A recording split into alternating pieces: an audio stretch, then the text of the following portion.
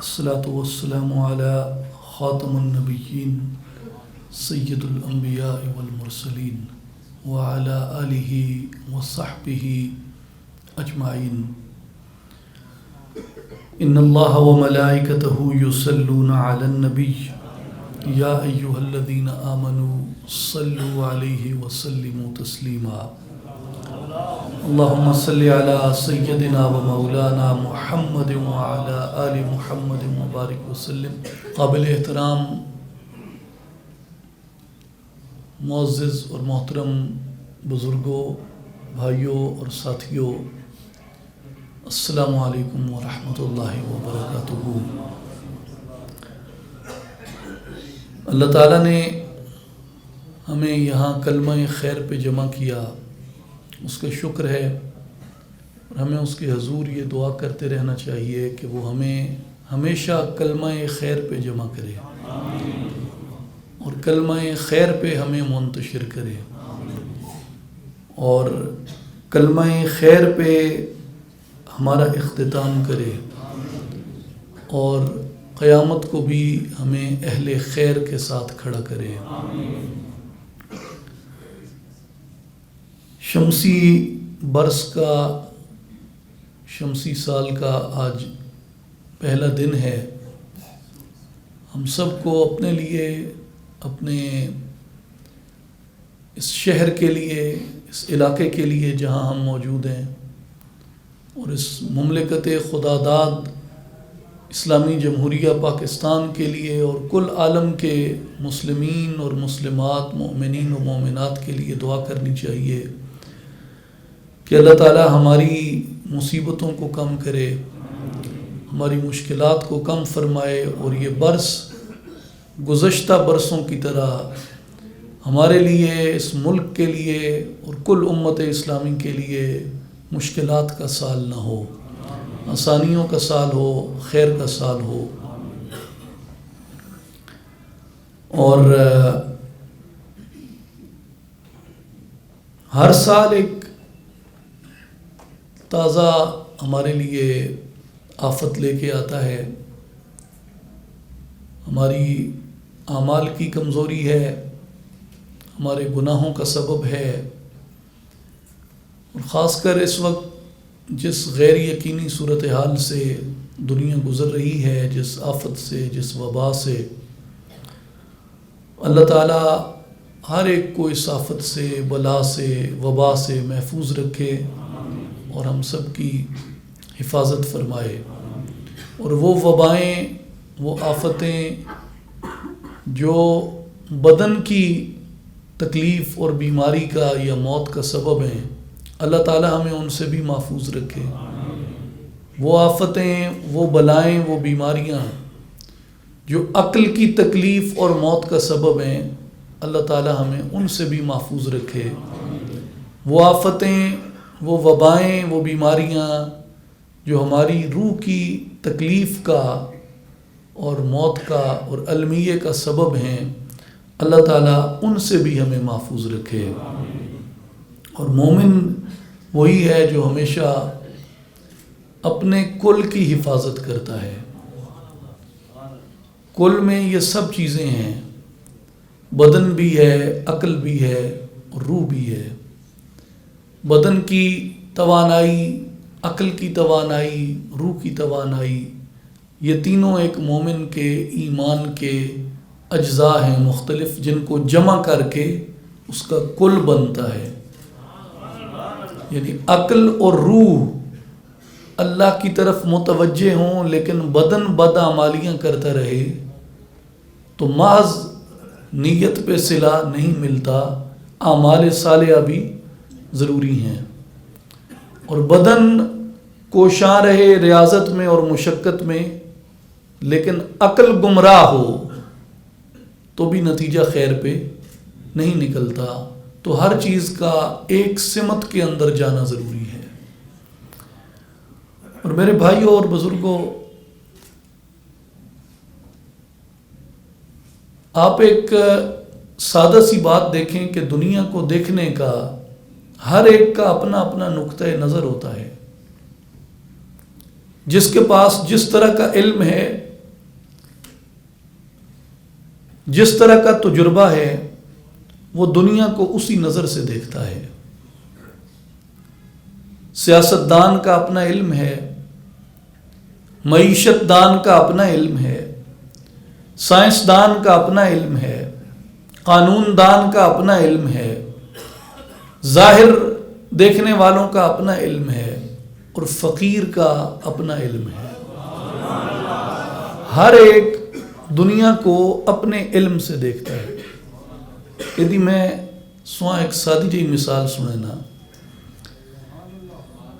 کہ اینکا والی دکان تے وینے ہو، اتنے مختلف رنگاں نے شیشے دی اینکاں پئیاں ہوندیاں الماری چ، کوئی نیلی، کوئی پیلی ہے، کوئی ساوی ہے، کوئی رتی ہے، کوئی سیاہ ہے۔ انہیں جو تسا کوئی بھی چشمہ گن گینے ہو، کسی نہ نیلا ہے، کسی نہ سرخ ہے، کسی نہ پیلا ہے، کسی نہ سبز ہے، کسی نہ فیروزی ہے۔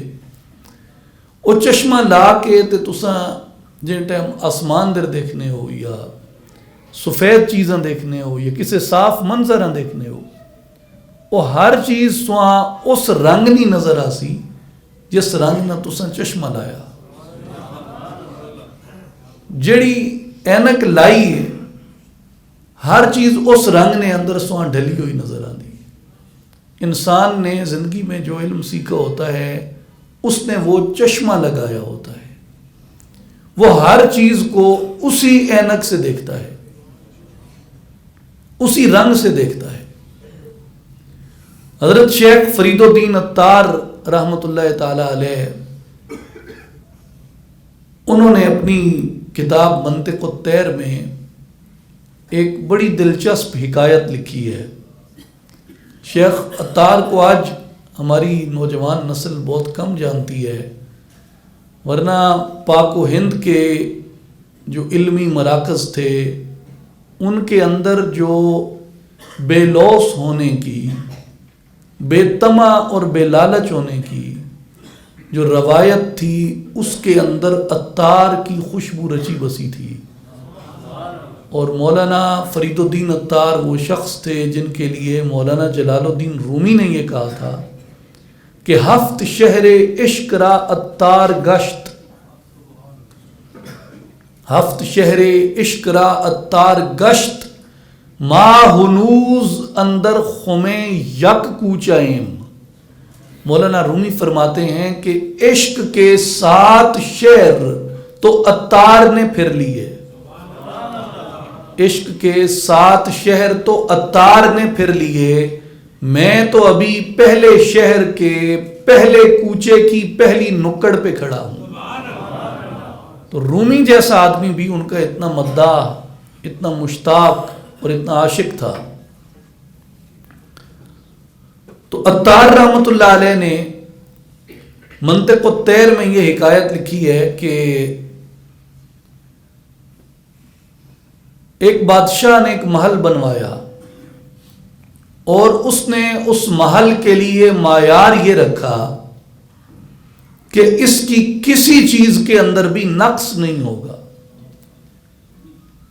تو اس نے دنیا کے بڑے بڑے کاریگر منگوائے، چھت والے، فرش والے، لکڑی کے کام کے، کپڑے کے کام کے، پانی کے کام کے، دروازیوں کھڑکیوں والے، قالینوں والے، حفاظت کا انتظام کرنے والے، بڑے بڑے اس نے منصوبہ ساز بلوائے، دفاع کے نقطۂ نظر سے، آب و ہوا کے نقطۂ نظر سے، روشنی کے نقطۂ نظر سے، خوراک کے نقطۂ نظر سے، نقش و نگاری، شیشہ کاری، ہر چیز اس نے، جس کو انگریزی میں کہتے ہیں کہ پرفیکشن، اس نے وہ ایک بڑا آئیڈیل اپنا محل تعمیر کروایا۔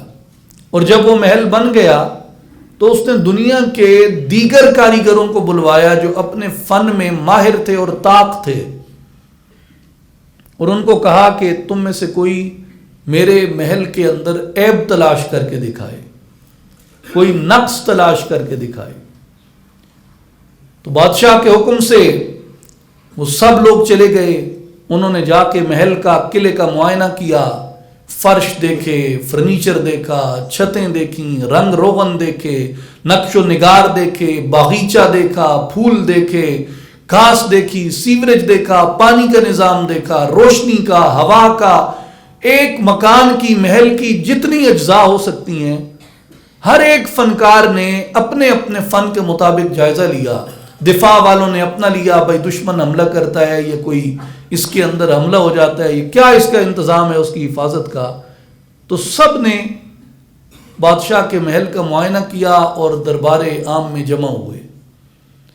تو بادشاہ نے سب کو باری باری پوچھا کہ میرے محل میں کسی کو نقص نظر آیا ہے تو بتاؤ، کوئی عیب، کوئی نقص، کوئی خامی، کوئی کمی.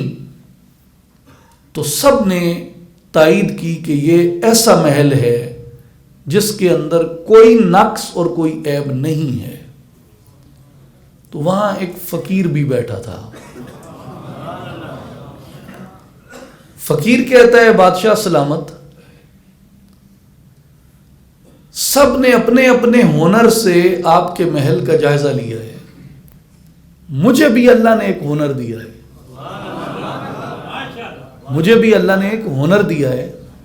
اگر آپ اجازت دیں تو میں اپنے ہنر کے مطابق اس محل کا جائزہ لے رہا تھا تو میں نے ایک عیب دیکھا ہے اس میں. تو وہ جیسے شیخ سعدی نے کہا ہے کہ نازک مزاج شاہاں تاب سخن نہ دارند، بادشاہوں کی نازک طبیعتوں پہ خلاف عادت بات سننے کی گنجائش نہیں ہوتی. تو تپ گیا، اس نے فوراً تلوار کے دستے پہ ہاتھ رکھا اور اس نے کہا کہ اگر تم نے عیب ثابت نہ کر سکے تو میں گردن قلم کر دوں گا تیری. اس نے کہا آپ کر دیں گردن قلم، لیکن عیب یہ ہے آپ کے محل میں کہ اس میں دشمن تو داخل نہیں ہو سکتا.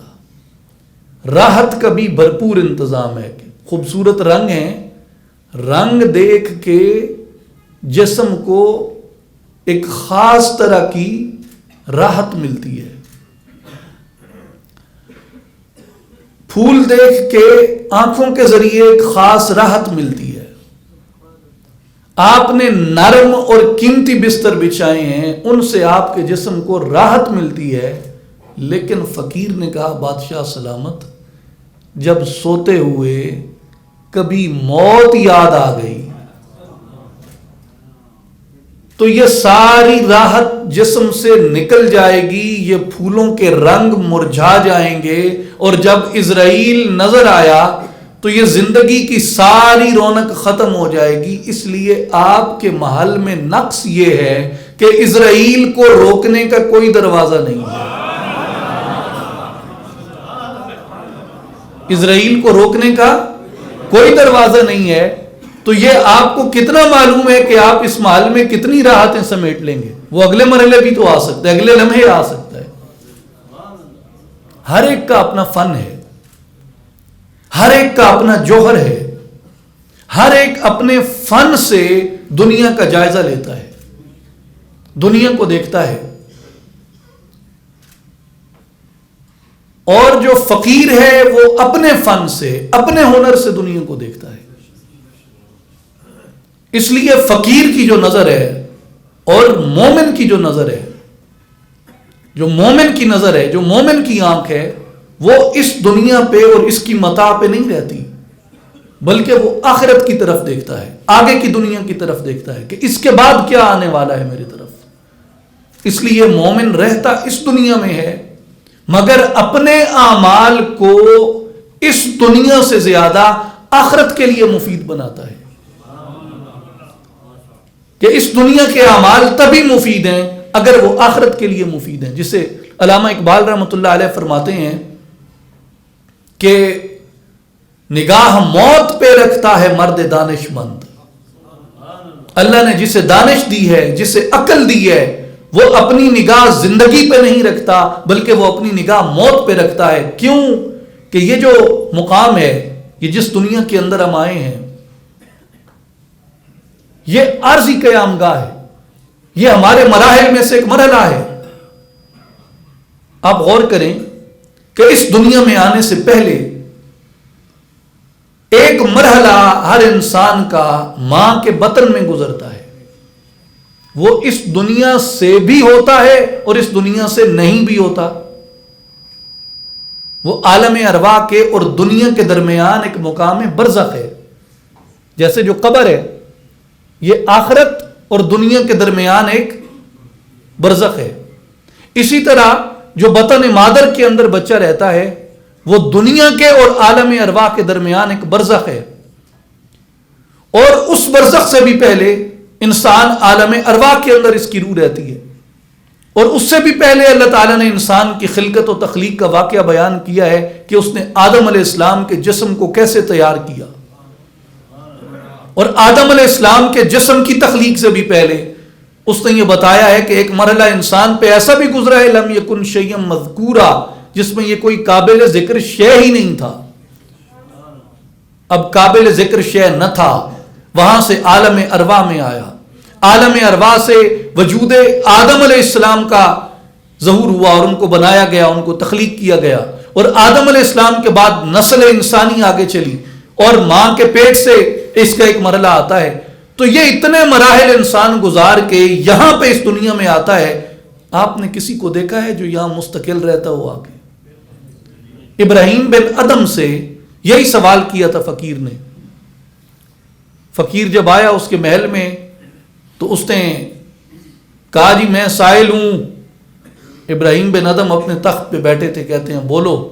اس نے کہا جی میں اس سرائے میں، سرائے کہتے ہیں جسے آج کل ہوٹل کہتے ہیں جہاں کمرے کرائے پہ مل جائیں، کہتے ہیں جی میں اس سرائے میں قیام کرنا چاہتا ہوں. بادشاہ کو بڑا غصہ آیا. اس نے کہا کہ یہ سرائے ہے؟ اس نے کہا جی سرائے ہے تو اور کیا ہے؟ اس نے کہا سرائے کس طرح ہیں؟ اس نے کہا علی جناب سڈے تو پہلے اتنے کون ہے اس تخت تے؟ اس نے کہا جی میرے والد تھے. انہوں نے کہا جناب تے تواڈے والد بزرگوار تو پہلے کون ہے؟ آگے میرا دادا سی. آگے تے بادشاہ سلامت سڈے تو بعد کون آ سی؟ آگے مینڈا بیٹا آ سی. اس نے کہا اتنے مسافر بدل گئے تے حالے سرائے نہیں بنی. اتنے مسافر بدل گئے تے حالے سرائے نہیں بنی. سرائے اور کساں کہنے بھئی سرائے یہی ہے نا کہ آج کوئی ہے، کل کوئی ہے، اگلے دن کوئی ہے، پھر اس تو اگلے دن کوئی اور ہے. تو مسافر ہو، گزرنے جانے ہوئے تو حضرت سلطان العارفین سلطان باہو رحمۃ اللہ علیہ نے بھی یہی فرمایا ہے کہ یہ دنیا ایک مسافر خانہ ہے. بن چلایا طرف زمین دے، عرشوں فرش ٹکایا ہوں. گھر تھی ملیا دیس نکالا، اساں لکھیا جھولی پایا ہوں. رونی دنیا نہ کر جیڑا، ساڈا اگے جی گھبرایا ہوں. اساں پردیسی ساڈا وطن دراڈھا یا حضرت باہو، دم دم غم سمایا ہوں. اصل اتنے مسافر آ رہے ہیں، اصل اتنے مسافر آ رہے ہیں. یہ سڈے قیام گاہ ہے، عارضی قیام گاہ ہے. اتوں ہر ایک اپنا بستر بوریا مال متا پچھلے واسطے چھوڑ کے اگے اس ٹر جامنے. علامہ اقبال صاحب فرمانے کہ موت کو سمجھے ہیں غافل اختتام زندگی، کہ تو موت کو زندگی کا اختتام سمجھتا ہے اس لیے تو غافل ہے. جو غافل ہے اس کی نشانی کیا ہے کہ وہ موت کو زندگی کا اختتام سمجھتا ہے. موت زندگی کا اختتام نہیں ہے. جو اہل نظر ہیں، جو اہل بصیرت ہیں، ان کے نزدیک موت کے بعد زندگی کا ایک اور مرحلہ شروع ہو جاتا ہے. موت کو سمجھے ہیں غافل اختتام زندگی ہے یہ شام زندگی صبح دوام زندگی. یہ زندگی کی شام ایک ہمیشہ رہنے والی زندگی کا آغاز بن جاتی ہے. اور جب آدمی برزخ میں جاتا ہے اس لیے برزخ کے اندر بھی انسان کی ایک زندگی بیتتی ہے. تو مومن اس دنیا کے اندر رہ کر اپنی وہاں کی تیاری کرتا ہے کہ میں نے وہاں اپنے ساتھ لے کے کیا جانا ہے. حضرت سلطان العارفین سلطان باہو رحمۃ اللہ علیہ فرماتے ہیں کہ قبراں دے وچ ان نہ پانی خرچ لڑیندا گھر دا ہو. ایک وچھوڑا ماں پیو بھائیاں دوجا عذاب قبر دا ہو، کہ ایک تو ماں باپ سے بچھڑ کے گئے، پھر آگے قبر سر پہ کھڑی ہے، تو وہاں تمہارے پاس کیا ہے؟ مال و متاع تو یہاں تو روشنی ہے، یہ برقی قمقمے لگے ہیں، بلب لگے ہیں، لیکن قبر میں تو یہ چیز نہیں جاتی ساتھ۔ اور میرے بھائیوں، مومن پہ خدا کی عطا دیکھیں، ہمارے اندر ہزار عیب ہیں، ہزار خامیاں ہیں، ہزار گناہ ہیں، ہزار کمزوریاں حالات و واقعات نے اس امت کے درمیان پیدا کر دی ہیں، لیکن ان خامیوں کے باوجود، ان کمزوریوں کے باوجود آپ رب کی نعمتیں شمار کریں۔ اس کی میں ایک سادہ مثال آپ کو دیتا ہوں کہ آج بھی ہمارے گھروں میں بچہ پیدا ہو، ویسے آج کل گھریں بچے گھٹ پیدا ہونے زیادہ ہسپتالیں ہونے، لیکن وقت بھی اس گھر ہی ہیں۔ گھر میں بچہ پیدا ہوتا ہے مومن کے، مسلمان کے، وہ سب سے پہلے بچے کے کان میں اذان دیتے ہیں۔ میں اسے کہتا ہوں کہ اس کو کہتے ہیں اپنی اپنی زبان میں مرحبا، ویلکم، جی آیا نو، ہرکدے آؤ، ست بسم اللہ، خیریاں آؤ، جو لفظ بھی آپ دے لیں، آپ اللہ کے ذکر سے، یعنی اذان کیا ہے؟ ذکر ہے نا، اذان ذکر ہے، تو آپ اللہ کے ذکر سے اس آنے والے کو خوش آمدید کہتے ہیں اور اسے یہ بتاتے ہیں کہ شکر کر، اللہ نے تجھے ایمان والوں کے گھر میں بھیجا ہے۔ اب خالی بدن آیا تھا، ماں باپ نے کپڑے میں لپیٹ دیا، رہنے کے لیے، تن ڈھانپنے کے لیے ایک ٹکڑا دے دیا اسے۔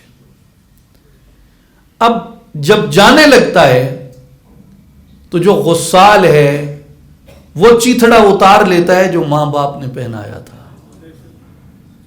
وہ چیتھڑا اتار لیتا ہے جو ماں باپ نے پہنایا تھا، اسے غسل دیتا ہے، غسل دے کے لواحقین اسے پھر ایک ٹکڑا دے دیتے ہیں۔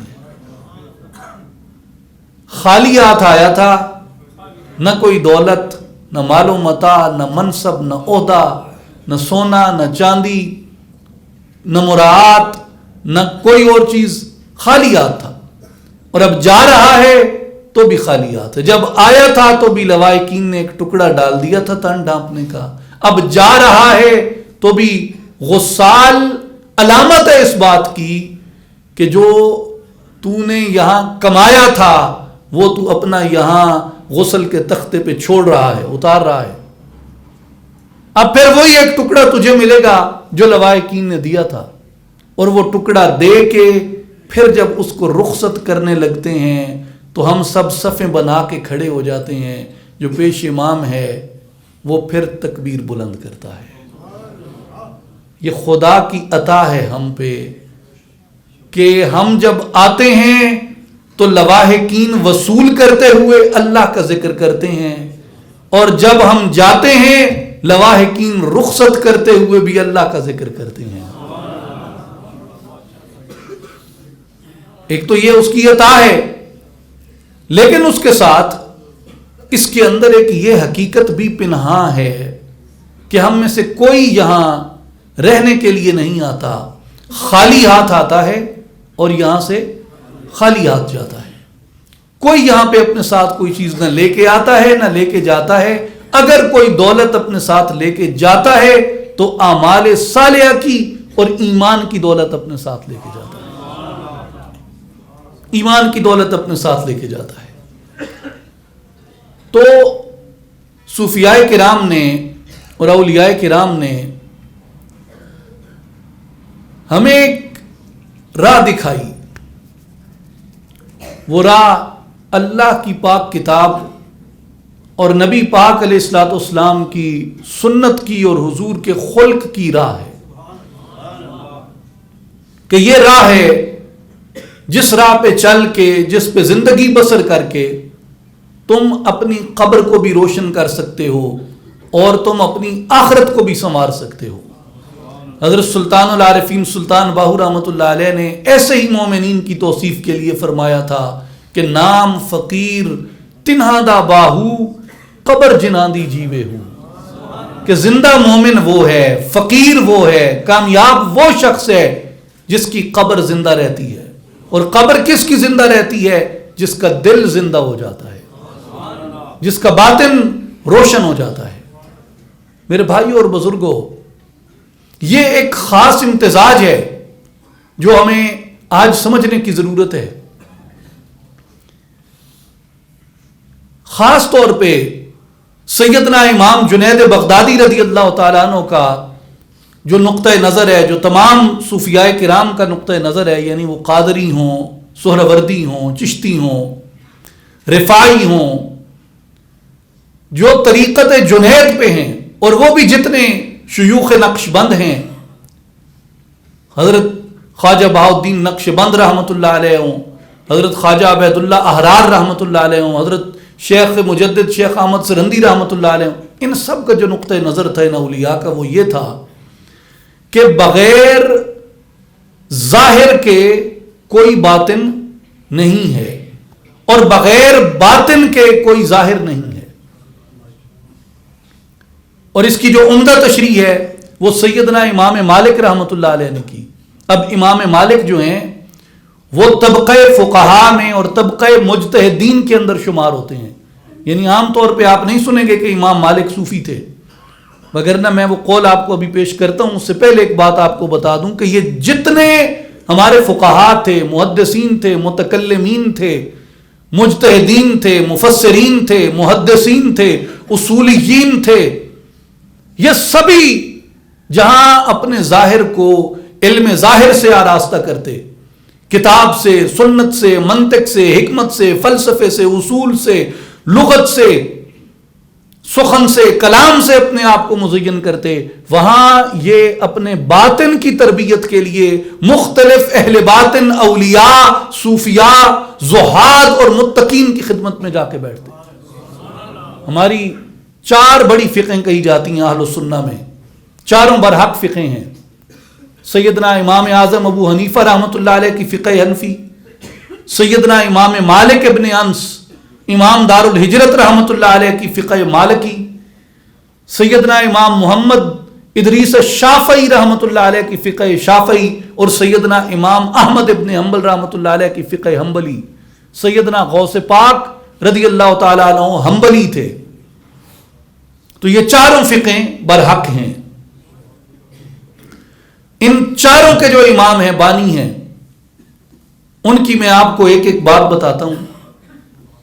امام اعظم امام ابو حنیفہ رحمۃ اللہ علیہ، آپ نے جب تحصیل علم فرما لی، ظاہری علوم سیکھ لیے، روایت کو، درایت کو، حدیث کو، ہر چیز کو، قرآن مجید کو، تفسیر کو آپ نے جب سیکھ لیا، تو آپ کا قول تقریباً آپ کے سیرت نگاروں نے، مورخین نے، بشمول بڑے بڑے بزرگان دین کے، انہوں نے آپ کا یہ قول لکھا ہے. آپ فرماتے ہیں کہ میں نے جب تحصیل علم ظاہری کر لی تو میں باطنی تربیت کے لیے اور تلقین کے لیے 2 سال سیدنا امام جعفر صادق رضی اللہ تعالیٰ عنہ کی خدمت میں تربیت روحانی کے لیے رہا. اور آپ کا یہ فرمان ہے، آپ کا نام نعمان تھا، نعمان بن ثابت امام ابو حنیفہ کا. آپ فرماتے ہیں کہ لولا السنتان لہلک النعمان، اگر وہ 2 سال میں نے امام جعفر صادق کی خدمت میں نہ گزارے ہوتے تو نعمان بن ثابت ابو حنیفہ ہلاک ہو جاتا. یہ امام اعظم کا قول ہے. امام مالک ابن انس جو امام دار الہجرت ہیں، اور شاہ ولی اللہ محدث دہلوی رحمۃ اللہ علیہ نے کتب حدیث کی جو درجہ بندی کی ہے، اس میں طبقہ اول میں 3 کتابیں ہیں. شاہ ولی اللہ محدث دہلوی رحمۃ اللہ علیہ کی کتب حدیث کی درجہ، انہوں نے جو درجہ بندی کی، 3 کتابیں درجہ اول میں ہیں. ایک صحیح بخاری، صحیح مسلم، اور تیسری موطا امام مالک. اور صحیح کے ساتھ جو پہلا مجموعہ مرتب ہوا تھا احادیث صحیحہ کے ساتھ، وہ امام مالک ابن انس کی موطا تھی. امام شافعی رحمۃ اللہ علیہ کا قول ہے کہ کتاب ابھی بخاری مسلم نہیں لکھی گئی تھی جب امام شافعی گزرے. امام شافعی نے فرمایا تھا کہ روئے زمین پہ کتاب اللہ کے بعد صحیح ترین کتاب موطا امام مالک ہے. وہ امام مالک ابن انس رحمۃ اللہ علیہ، آپ نے فرمایا کہ من تصوف ولم یتفقہ فقد تزندق، جس نے تصوف سیکھا مگر ظاہری علوم کو ترک کر دیا تحقیق وہ گمراہ ہو گیا. جس نے تصوف سیکھا مگر ظاہری علوم نہ سیکھے تحقیق وہ گمراہ ہو گیا. ومن تفقہ ولم یتصوف فقد تفسق، جس نے علوم ظاہری تو سیکھے مگر تربیت روحانی کو حاصل نہ کیا فقد تفسق، امام مالک نے فرمایا کہ وہ فسق و فجور میں مبتلا ہو گیا. جس کی سادہ تشریح علامہ اقبال نے بالفاظ دیگر کی تھی کہ دین ملا فی سبیل اللہ فساد. اور امام مالک نے فرمایا کہ ومن جامع بینہما فقد تحقق، جس نے دونوں کو جمع کر لیا اس نے حق ادا کر دیا. یعنی علوم ظاہریہ بھی سیکھ لیے اور علوم باطنیہ بھی سیکھ لیے. امام شافعی رحمۃ اللہ علیہ موجودہ عرب دنیا کے سب سے بڑے امام، یعنی عربوں میں سب سے زیادہ دو فقہ ہیں، ایک فقہ شافعی ہے اور ایک فقہ حنبلی ہے. عربوں میں عدم تقلید کا کوئی رواج نہیں ہے. جو عدم تقلید ہے یہ زیادہ تر پاک و ہند کے اندر ہے. عرب کے اندر یا وہ مقلد امام شافعی کے ہیں یا وہ مقلد امام احمد ابن حنبل کے ہیں. تو امام شافعی رحمۃ اللہ علیہ، آپ کی ایک بات خطیب بغدادی رحمۃ اللہ علیہ نے تاریخ بغداد میں لکھی ہے. امام شافعی کی قبر مبارک قاہرہ میں ہے، مصر میں، لیکن آپ خلافت عباسیہ کے زمانے میں بغداد میں ایک طویل عرصہ رہے.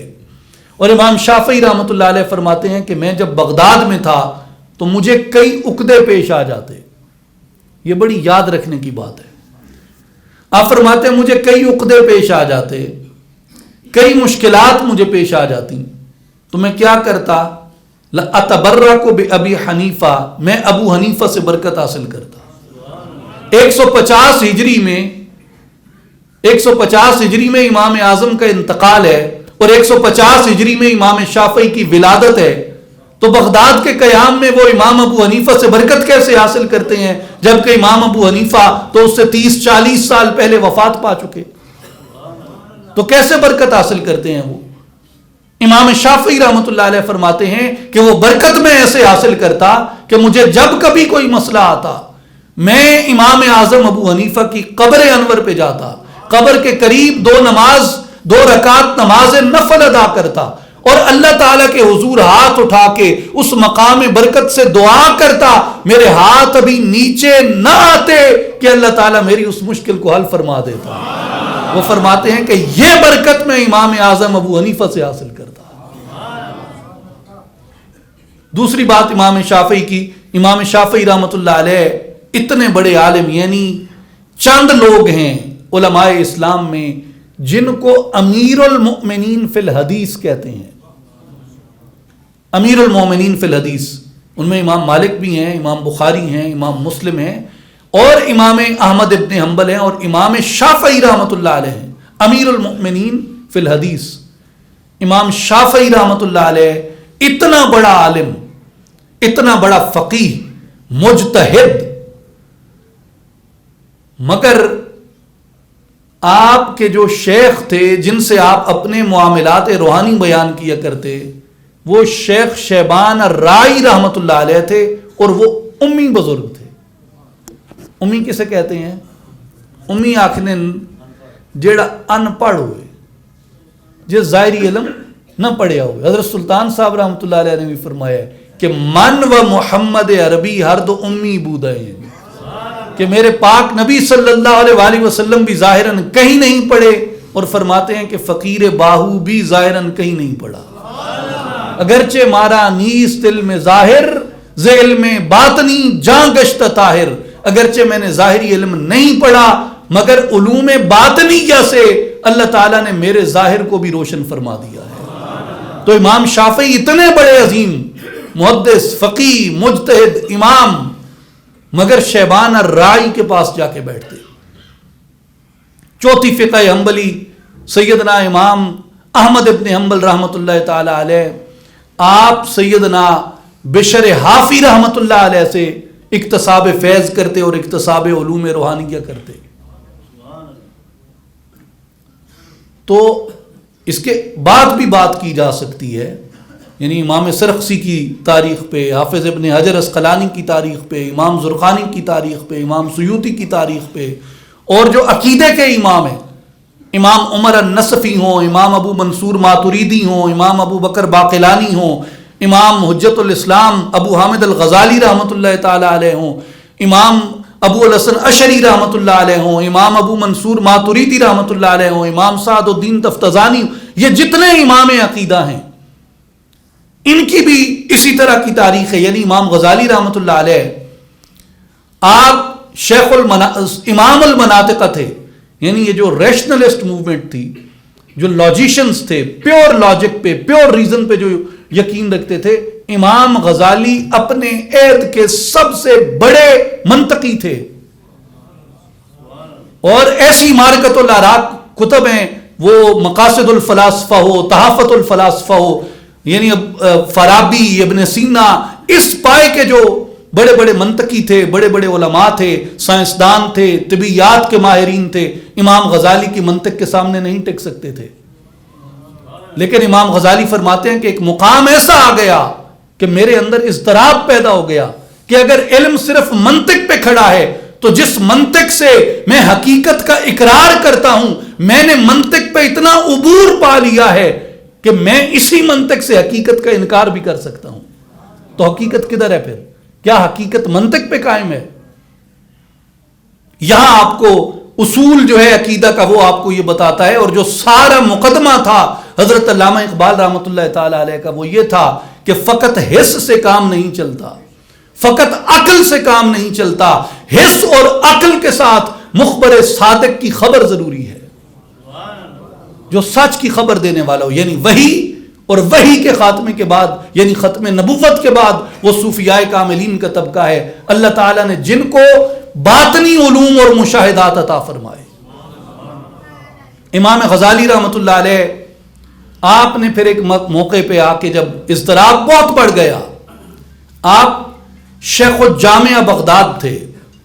یعنی اس زمانے کا بغداد جو ہے وہ آپ ایسے سمجھیں کہ جیسے آج آکسفورڈ یونیورسٹی ہے یا ہارورڈ ہے یا کیمبرج ہے یا دنیا کے یہ بڑے بڑے علوم کے مراکز ہیں. اس زمانے میں قرطبہ تھا، دمشق تھا، بغداد تھا. اور بغداد چونکہ خلافت عباسیہ کا دارالحکومت تھا تو وہ بہت زیادہ عباسی جو تھے وہ علم کے دلدادہ تھے. اتفاق اختلاف اپنی جگہ، مگر عباسیوں کی علم سے بے پناہ محبت تھی. یعنی آپ نے محاورہ سنا ہوگا کہ ہلاکو خان نے اتنی کتابیں دجلہ میں پھینکی کہ پانی سیاہ ہو گیا، پانی سیاہ ہو گیا اس کا کتابوں سے.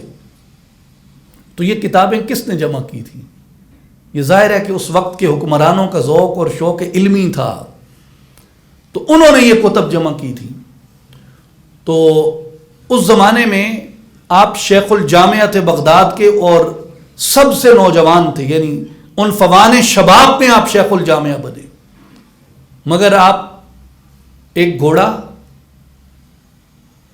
تن پہ ایک لباس، 2-3 کتابیں اپنے ساتھ اٹھائیں اور جامعہ، رہائش، گھر، مال، اسباب، بیوی، بچے، سب کچھ چھوڑ کے تلاش حق میں اپنے وقت کا اتنا بڑا امام نکل کھڑا ہوا. اور پھر امام غزالی رحمۃ اللہ علیہ فرماتے ہیں میرا اضطراب کبھی کہیں کم نہ ہوا کہ حقیقت کدھر ہے.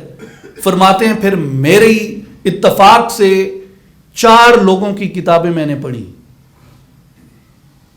امام غزالی کہتے ہیں 4 لوگوں کی کتابیں میں نے پڑھی. المنقذ من الدلال میں یہ آپ نے لکھا ہے. ایک حارث المحاسبی، دوسرے جنید بغدادی، تیسرا ابو طالب مکی، چوتھا ابو قاسم القشیری. ان 4 لوگوں کی کتابیں میں نے پڑھی اور یہ چاروں صوفیاء ہیں. امام قشیری کا رسالہ قشیریہ اردو زبان میں بھی مل جاتا ہے، انگریزی میں بھی مل جاتا ہے، دنیا کی ہر زبان میں ترجمہ ہوا ہے۔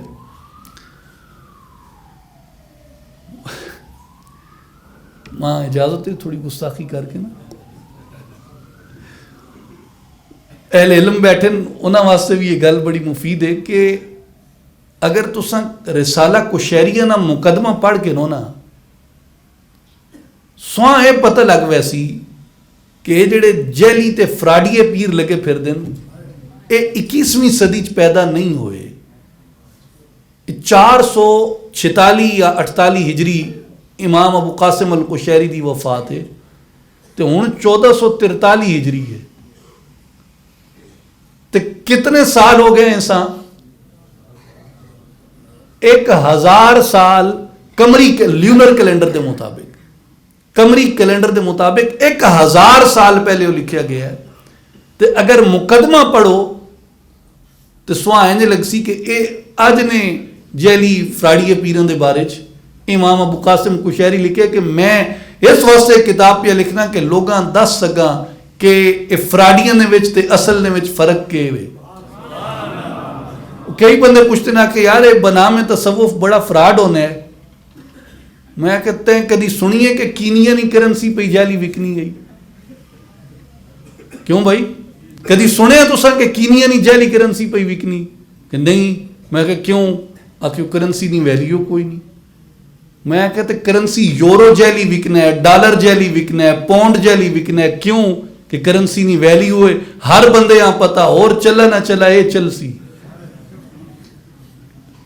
تے جیڑی کرنسی چ طاقت ہونی ہے نا جیلی اسے نہ وکنا ہے، تے جیڑی کرنسی چ طاقت نہ ہوئے او دا جیلی کون بڑھا سکتے ہیں؟ ماں کئی بندے آکھنے او جی سلطان صاحب دے نا تے لوگ بڑا فراڈ پہ کرنے، تساں کیا آکھنے ہو اس بارے؟ میں کہ سلطان صاحب نی کرنسی نی ویلیو بڑی،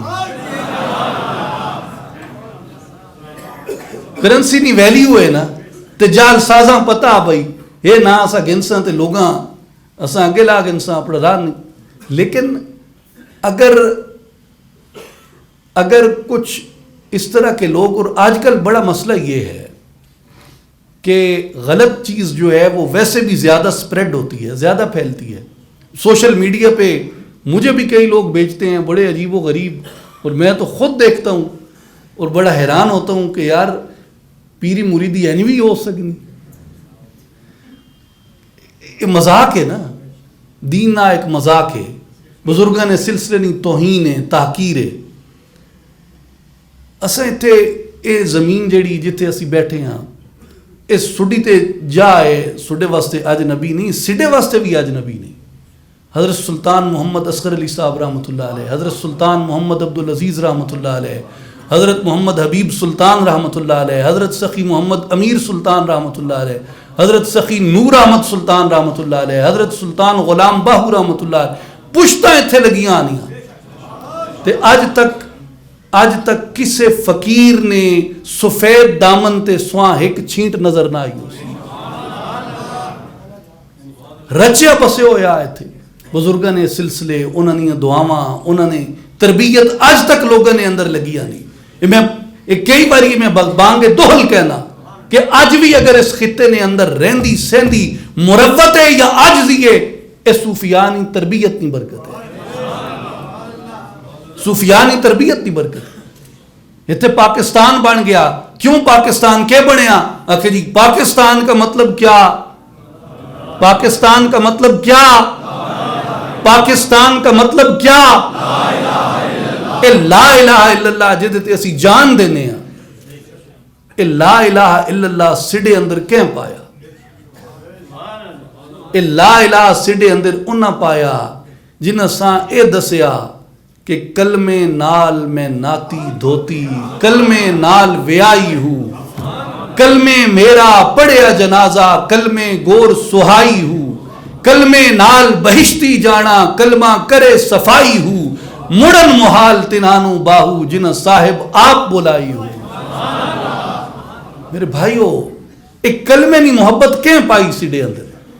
اکھینن جی علامہ اقبال نعرہ دیتا ہے یا خودی کا سر نہاں لا الہ الا اللہ، خودی ہے تیغ فساں لا الہ الا اللہ، یہ نغمہ فصل گلو لال کا نہیں پابند، بہار ہو کے خزاں لا الہ الا اللہ، یہ دور اپنے براہیم کی تلاش میں ہے، صنم کدا ہے جہاں لا الہ الا اللہ، خرد ہوئی ہے زمان و مکان کی زناری، زمان ہے نہ مکان لا الہ الا اللہ، یہ مال و دولت دنیا، یہ رشتہ و پیوند بتانے وہم و گما لا الہ الا اللہ۔ تاکہ لا الہ الا اللہ نہ نعرہ علامہ اقبال دیتا ہے، میں کیا من گدا میں بھی علامہ اقبال اپنا پیر مننا، میں بھی علامہ اقبال اپنا مرشد مننا، لیکن ماں یہ دسو کہ علامہ اقبال ہے کلمہ کہیں سکھا،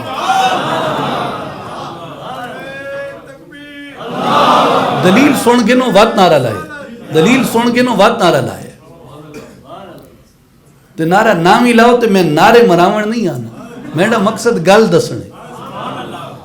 علامہ اقبال ہے نعرہ کہیں سکھایا ہے لا الہ الا اللہ۔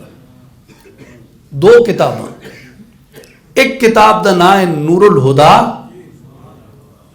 حضرت سلطان العارفین سلطان باہو رحمۃ اللہ علیہ، دوسری کتاب دا نام ہے محق الفقر، حضرت سلطان باہو رحمۃ اللہ علیہ۔ ان دو کتاباں نے اندر حضرت سلطان صاحب رحمۃ اللہ علیہ نے ایک فارسی غزل ہے، میں علامہ اقبال نے غزل نہ پہلا شعر ایک باری وات پڑھ دینا تے وات میں سوہاں حضرت سلطان صاحب نے غزل نہ شعر سنا سا۔ علامہ اقبال صاحب فرمانن کہ خودی کا سر نہاں لا الہ الا اللہ، خودی ہے تیغ فساں لا الہ الا اللہ۔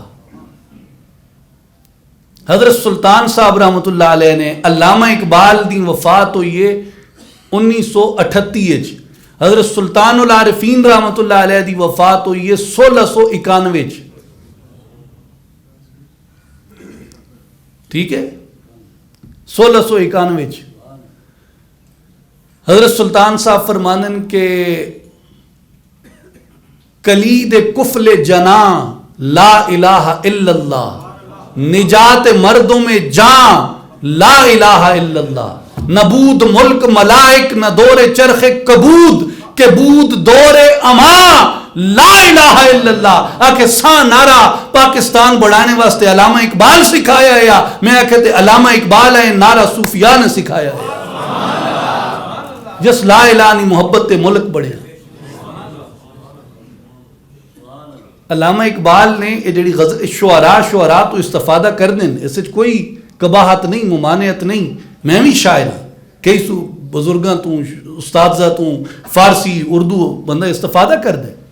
تو علامہ اقبال نے مولانا رومی تو استفادہ کیتا ہے، امام جامی تو استفادہ کیتا ہے، فخر الدین عراقی تو استفادہ کیتا ہے، حکیم ثنائی غزنوی تو استفادہ کیتا ہے۔ جڑی علامہ صاحب نے بڑی مشہور غزل ہے نعت ہے کہ وہ دان آئے سبل ختم الرسل مولائے کل، جس نے غبار راہ کو بخشا فروغ وادی سینہ، نگاہ عشق و مستی میں وہی اول وہی آخر، وہی قرآن وہی فرقان وہی یاسین وہی طٰہٰ۔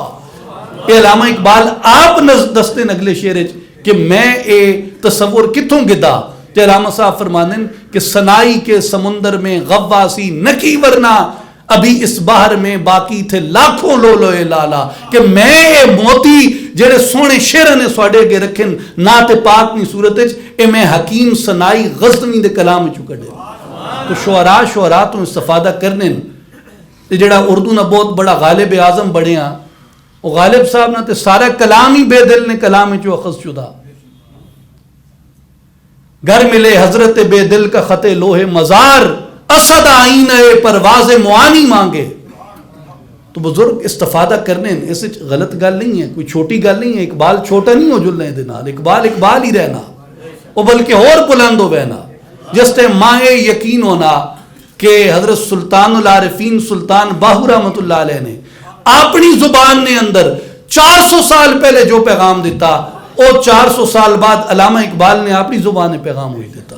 تو میرا یقین اور زیادہ ہو جلنا کہ اے اس سے فکر نہ تسلسل ہے۔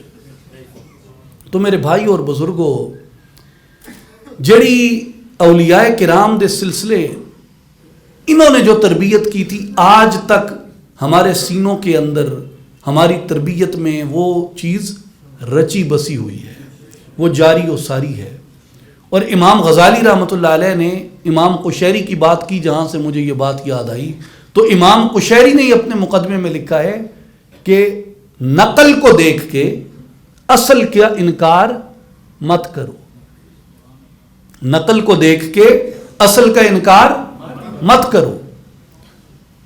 وہ کہتے ہیں جی یہ اتنے جعلی پیر لگے پھرنے، تو میں کہتے تے جڑی مسلمان قوم اتنے لگی پھرنی، انہوں نے بھی کوئی ہے مقابلہ وقت انہوں لوگوں نے جڑے قرون اولا دے اندر گزر گئے، یہ جڑی قوم نبی پاک صلی اللہ علیہ وآلہ وسلم نے تشکیل دیتی ہے، وہ ابو ذر غفاری دا فقر ہے، وہ سلمان فارسی دا فقر ہے، وہ فاروق اعظم دا عدل ہے، وہ عثمان ذی النورین دی سخاوت ہے، وہ سیدنا صدیق اکبر دا صدق ہے، وہ سیدنا علی المرتضیٰ دا فقر، ولایت، حلم و شجاعت ہے،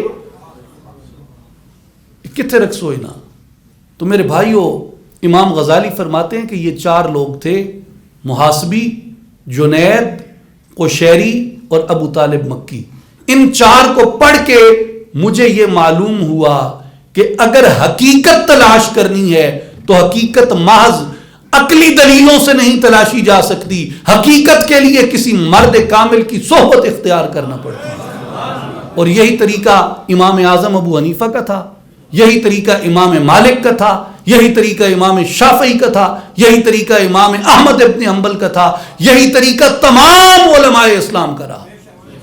تو آج بھی جہاں ہمیں علوم ظاہریہ سے اپنے آپ کو، اپنی اولادوں کو مزین کرنے کی ضرورت ہے، وہاں ہمیں بزرگان دین کی صحبت اور تربیت اختیار کرنی چاہیے۔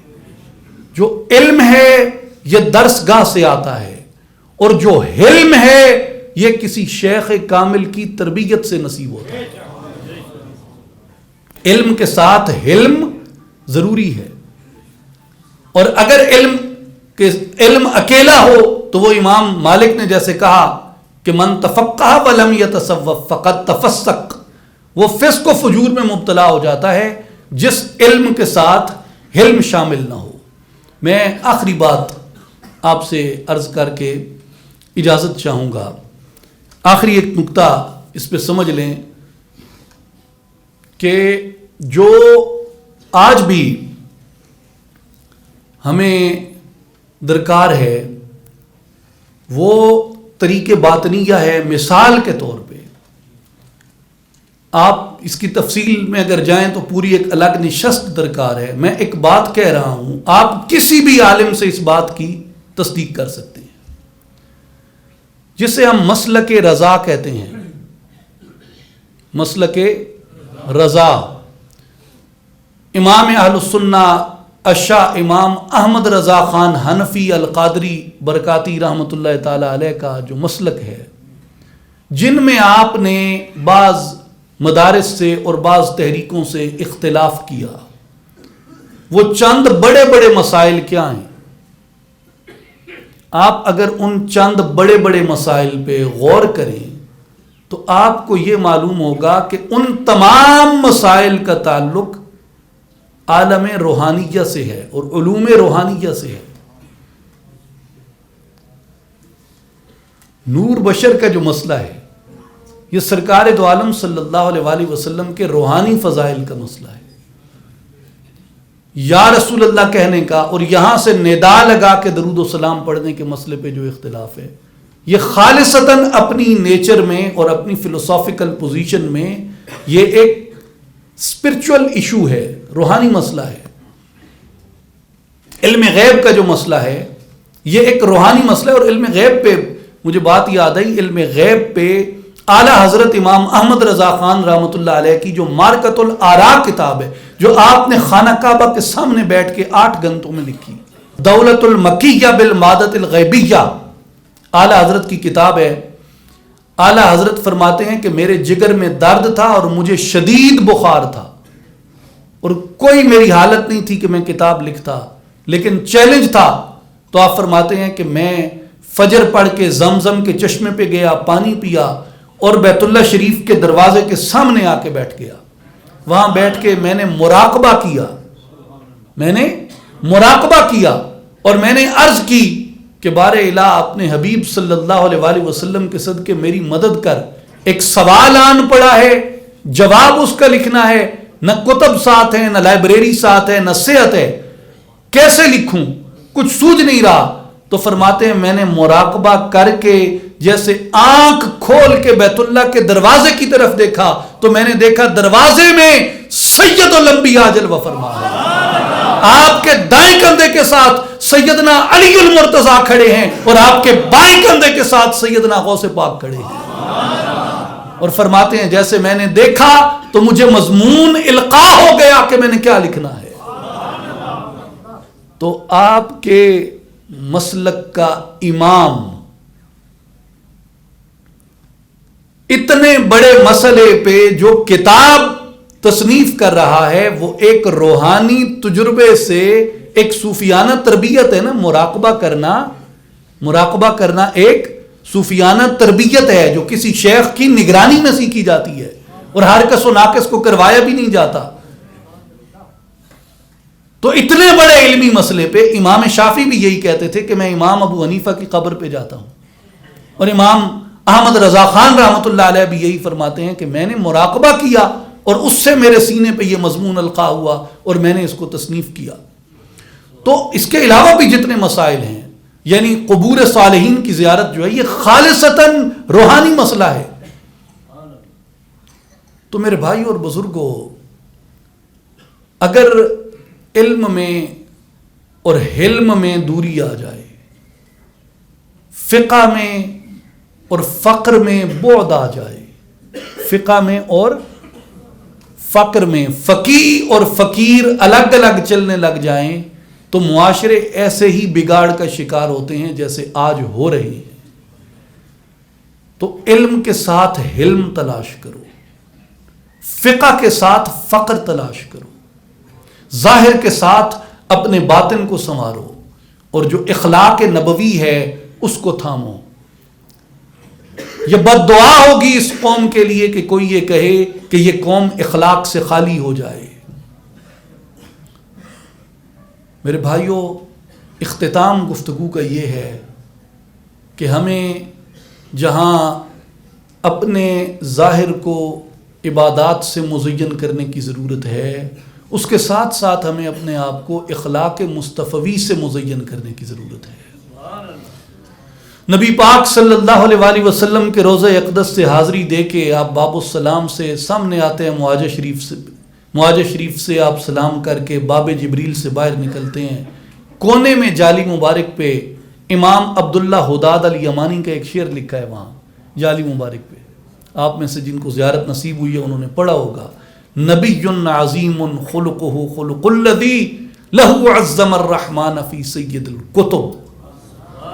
میرے نبی وہ نبی صلی اللہ علیہ وآلہ وسلم جن کا اخلاق اتنا عظیم ہے کہ اس عظیم اخلاق کی عظمت کو اللہ نے کتابوں کی سردار کتاب کے اندر بیان کیا.